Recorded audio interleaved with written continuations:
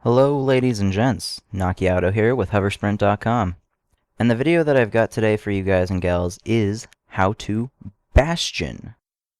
I'm basically just going to go over how to play Bastion in Jetball. It's a super strong class in Jetball, but not for your traditional ball carrying or slaying type frames. This one's more used for defense. It's pretty much the best defense frame in Jetball right now. So the very first thing that you want to do is you want to get acquainted with all of your abilities. Your first ability is going to be Sentinel Pod. Sentinel Pod slows your enemies and also heals your turrets, but you're mostly going to be using it for its slow ability. Second ability is Energy Wall, which is really great for either blocking the opponent from scoring or blocking them from getting the ball. Third ability, pretty straightforward, just your turrets. You just have to stick them in a place that not a lot of people are going to notice where the hell they are, and you're pretty much set. And then your fourth one is your HKM. Your HKM heals all of your deployables and makes your turrets do double damage, which is really nice for those heavy fights.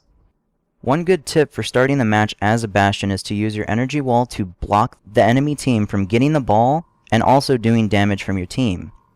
And if they do happen to get the ball, use your right click to slow them down, because your right click drains their energy. And now to the bread and butter of what makes this class so great at defense. Here's the Jetball map. The green area is where we're going to defend in this part of the video. So we're going to be in our goal room defending. Now I'm going to run around and place all of my turrets and my Sentinel Pod. Now this is where I like to place them, but if you know somewhere else that's really good for you, by all means use it. Don't get used to putting them all in one place, because people are going to find them, and then eventually when it becomes a standard for you, they're going to destroy your turrets right off the bat. So now that we have everything placed, let's see what happens when somebody runs in.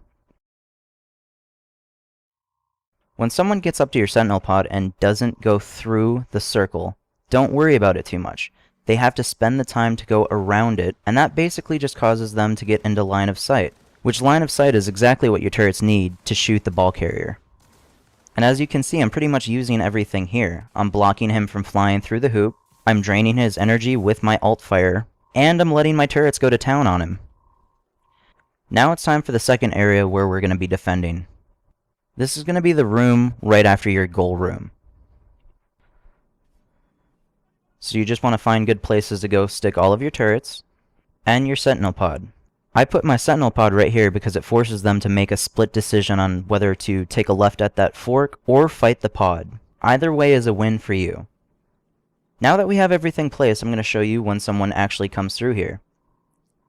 Takes a left at the fork, just like I thought he was going to take. Now my turrets didn't kill him, but it got him down to like 13%. I killed him right in the ballroom before he even got to that goal.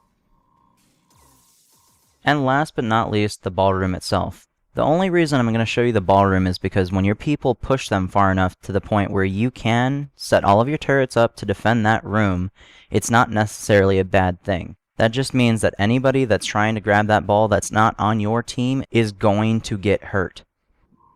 I stick my turrets right up here at the top because not a lot of people really suspect that. As the game goes on, you'll have to change where those turrets are placed just because people are going to realize that they're there. Now when it comes to the Sentinel Pod, you can put it right here where I'm putting it, or you can put it on either side. Both work, both do just fine. Now let me show you someone coming in to try and grab the ball.